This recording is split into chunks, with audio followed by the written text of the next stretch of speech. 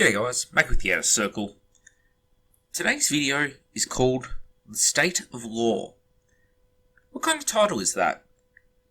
Well, I was reading some old books, some old 40k books, and lamenting on the state of the general law of Warhammer 40,000. And then I sort of went down this rabbit hole of what works, what doesn't, and where it all changed.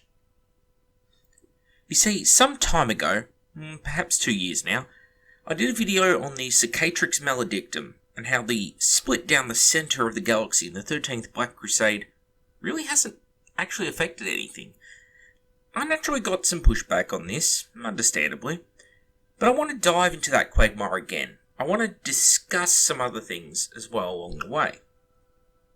Now, I think it's important to reflect on the history of 40k, namely the law and how and where changing this works, where it's acceptable and where it's not. Now to start with, I see Rogue Trader as the genesis of an idea. Because one thing people love to point out is how the law has changed so much over the years, who really cares? Well, Rogue Trader is the genesis. It's the mishmash of ideas, 2000 AD, Dune, Terminator, Aliens, and kept very much tongue-in-cheek. Second edition is where 40k starts to refine things, fleshes out the factions, various backstories. It blends the different elements of the Chaos Gods into both fantasy and 40k at the same time. Ideas are tossed out, some work, some don't. And then you reach 3rd edition. 3rd edition is the bedrock. 3rd edition is where everything meshed, and we finally get, more or less, the exact same law and continuity which has carried us through the events of the Gathering Storm. Almost 20 straight years of continuity. This is important as I define this continuous period of consistent storytelling and retelling of the exact same concepts as the true canon. It's why I can ignore the more bizarre background in Rogue Trader, because it was a shifting, ever-changing beast at that time. The first real hiccup comes with 5th edition and Matt Ward.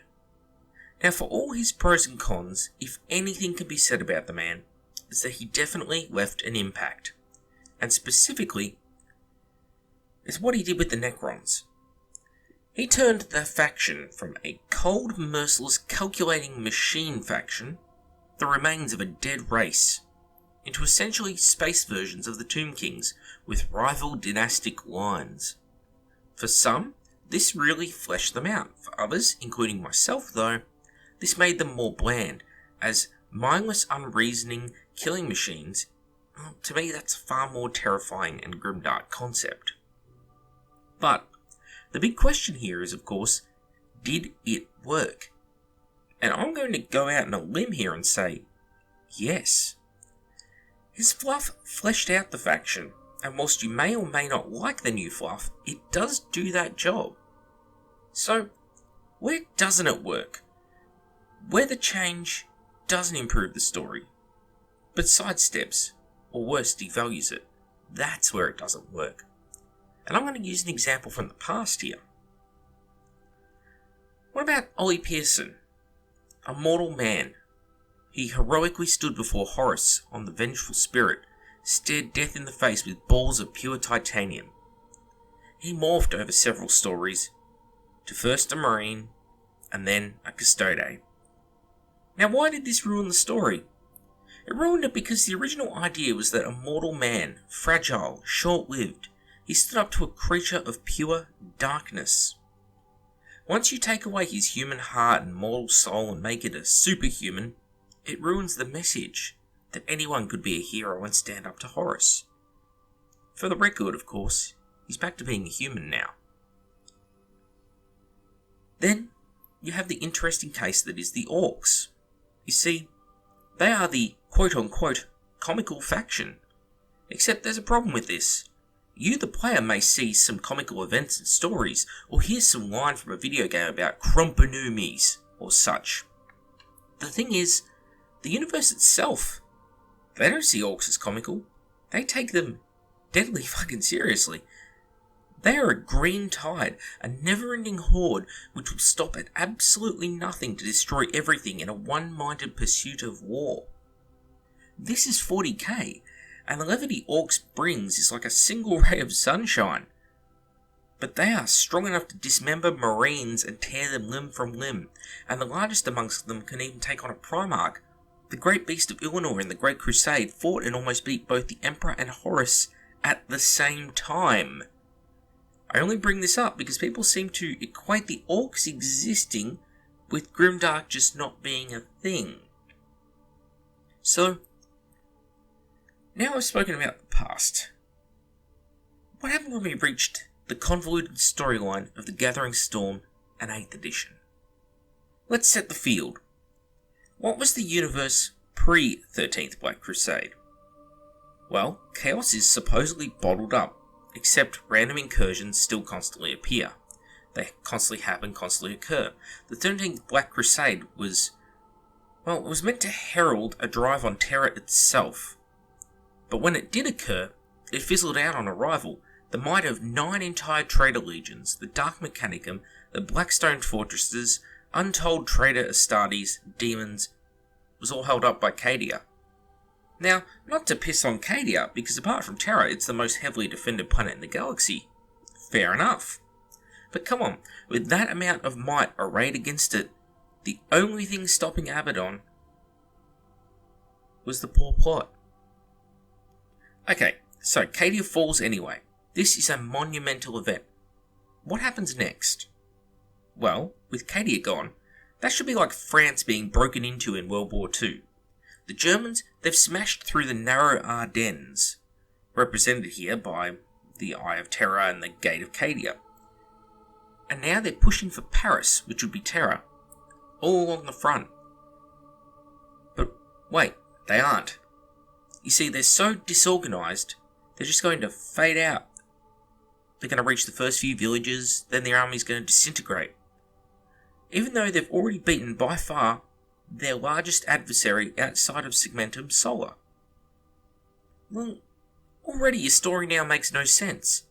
If your bad guy can't hold their faction together longer than 5 seconds in order to achieve a goal, how are they any threat, let alone the greatest threat humanity faces? Okay, let's flash to Ultramar. The survivors of Cadia arrive on some planet.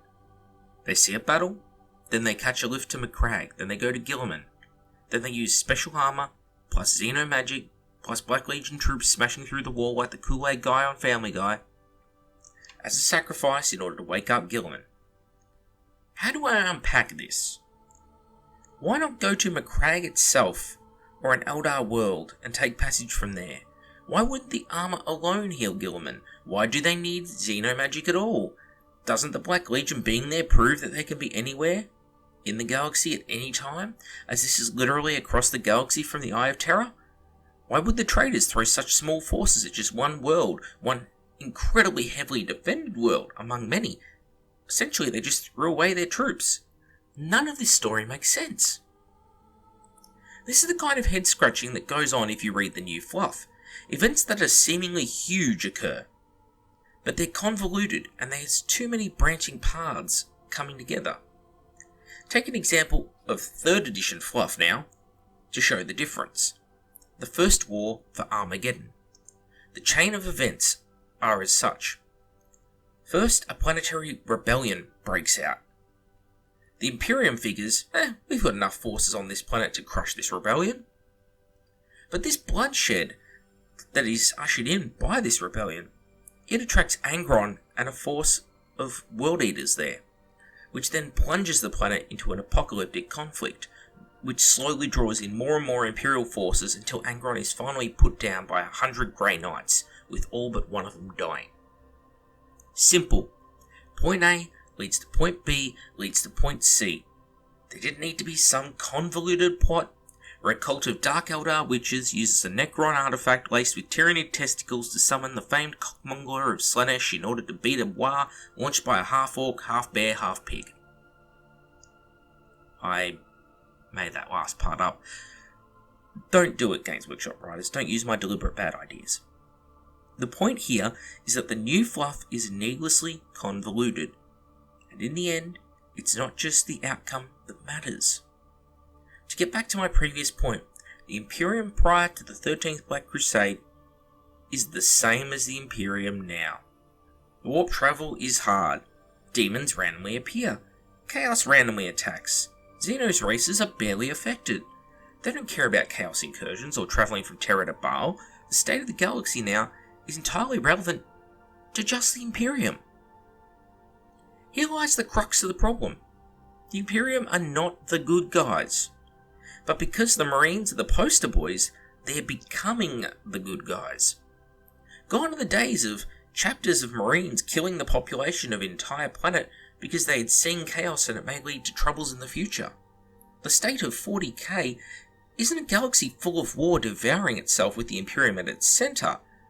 The state of the galaxy is a resurgent Imperium loaded with new technology from Balisarius Su, which has reversed their setbacks and is functionally in the same place as it was prior to the events of the Gathering Storm, even with a century-long time jump. This has nothing to do with liking Primaris, Guilliman, or his brothers coming back. It's all bad fluff, because it's a mess. Whilst novels can fix it to some degree, using 300 pages to make sense of a throwaway line in a codex is not a solution. The problem lies at the core of what it is. So, all my negativity aside, how do you fix this mess? Well, lucky for the viewer, I have some simple fixes. First, you need to bring back a foil to Guilliman, someone like Orcs, a Primarch who experimented with superior Marines and failed. You need Orcs to take charge of the far side of the Imperium and have him as a reluctant ally to Guilliman, very much the Eastern Roman Empire to the west. Two empires with fraternal links, now divided and somewhat mistrusting the other. Chaos, they need to do some damage in this fucking story. As in actual worlds taken, some major Forge worlds, or even some notable chapter homeworlds destroyed outright, such as Rin's world of the Crimson Fists. Perhaps the Eternal Crusader of the Black Templars is lost. The Flesh Tearers all but go out in a blaze of glory, leaving Gabriel Seth as a lone survivor with a small band of Marines, too proud to take on Primaris and too few to likely ever recover. Also, some notable chapters, such as, Nova Marines, Howling Griffins, something like that, should fall to Chaos to show that they're a very real threat. Next, the Xenos. They need to be affected by the storms. The Necrons really entering the war zone around the Cicatrix Maledictum in efforts to stabilise the rift would be good. Orcs and Tyranids should be taking world after world after world because the Imperium is simply being stretched too thin to repel so many threats at once. The Tau naturally will use this chance to steal a ton of worlds from the Imperium before obviously running headlong into some really bad news and being put back in their fucking place.